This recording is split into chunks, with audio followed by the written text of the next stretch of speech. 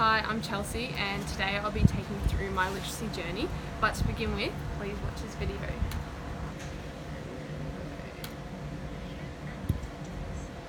One day, a hare and a tortoise wanted to run a race. All the animals gathered to watch the race. The monkey shot the gun and both started to run. The hare ran off very fast. Soon the tortoise was left far behind. I am sure to win this race. I'll take a little nap before the tortoise comes. He lay down on the grass, but he overslept. The tortoise kept on walking slowly and soon passed the hare. When the hare awoke, he saw that the tortoise was already at the winning post. Moral: slow and steady wins the race. So I consider my literacy journey to be like the tortoise in this story, because it represents a very slow but a rewarding journey, and there's obviously lots of reasons why it relates, but this video I guess represents the overarching reason that slow and steady wins the race.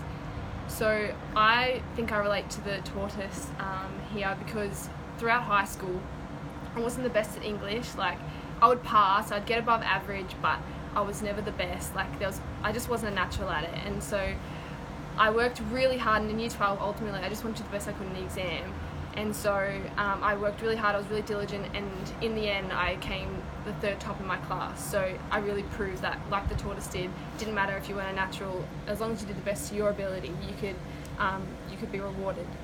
And also, I have the hare is a part of my story as my teacher. She was a bit arrogant, and she said to me on many occasions that I was not a natural in English. I was never going to make it. Didn't matter how hard I tried. And so she underestimated my abilities, like the hare did to the tortoise, and in the end the tortoise won, just like I guess I showed her. So yeah, obviously my literacy journey started before I even started school, and that was mainly through my parents, who used to read me lots of books all the time, and I guess I got familiar with words and got used to them, like pictures, put the words together, and learnt a lot through that.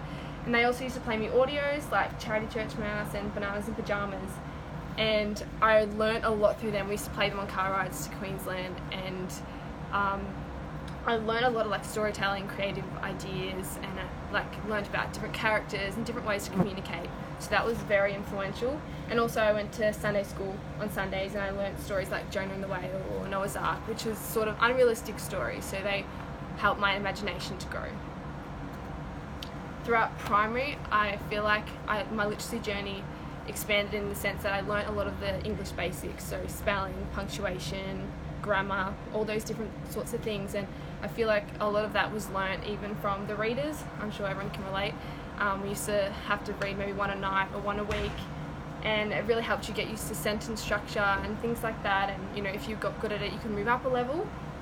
Also, my parents encouraged that at home, so I would read, they made me read books, so they made me read Pilgrim's Progress, and they made me read it 4 times, and I was really over it, but I guess it helped me to just familiarise myself with stories and even chapter books, because this was a long book. And also spelling test, dictation test, they all helped learn the rights and wrongs of English, so that was part of my primary journey. Into high school, I probably stopped reading for leisure. My parents didn't make me do it anymore. I started following my own activities, like I'd play netball a lot, or I'd go to youth, and so I wasn't reading a lot, I wasn't writing a lot. I was only really doing what my teachers told me to in class, and so I'd read books like To Kill a Mockingbird and George Orwell, and I'd read them because I was made to, but I did the bare minimum, so I didn't really excel like everyone else probably was, because they were doing a lot more reading. So I was very slow at essay writing. I couldn't get my sentence structures together. I wasn't very cohesive when I wrote because I wasn't used to reading it, and I guess practice makes perfect. Because I wasn't practicing, I was just really struggling. And then after school, the biggest impacts that I've had on my literacy journey after school are definitely from the jobs I've worked. So I've been a receptionist at a car dealership and administrator at a property valuing firm, and through these jobs I guess I learnt different sorts of languages and lingos, stuff like that, because everybody speaks what they're used to, and so the way they used to write reports and portfolios, I would I would learn different ways through that. And it sounds really silly, but Netflix has also influenced my literacy journey, because like obviously it's something I do a lot of my leisure time, but it's actually helped me think more creatively, and it's given me a lot of new scenarios to relate into writing, and you know it's broadened my imagination and given me influenced me a lot in that way.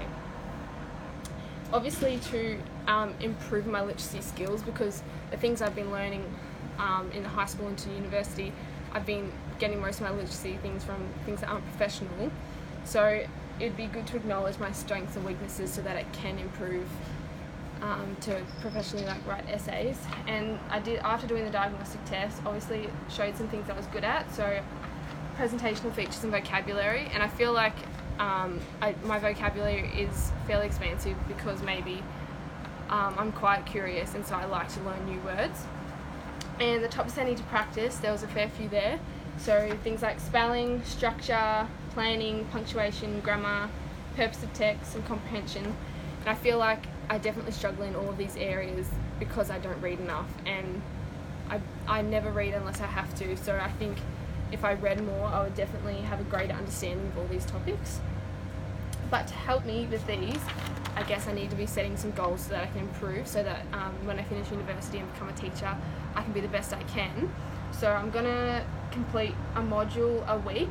I have 5 modules left that I haven't done, and there's 5 weeks left of uni, so I'll complete one a week, and that will help me gain a greater understanding in those. And also I think I'm going to need to read more, because I don't do that. So I've set a goal to read at least a chapter of my book that I'm reading at the moment a day until it's over, and then hopefully another one, because one isn't enough. Anyways, thanks for listening. Obviously my literacy journey is, it's going to continue. It's like until I die pretty much, because you're always learning new things. But I'm going to take it at my own pace, because like in my metaphor, it doesn't matter what your abilities are naturally. If you work hard, you can really achieve the best you can. Anyone got any questions?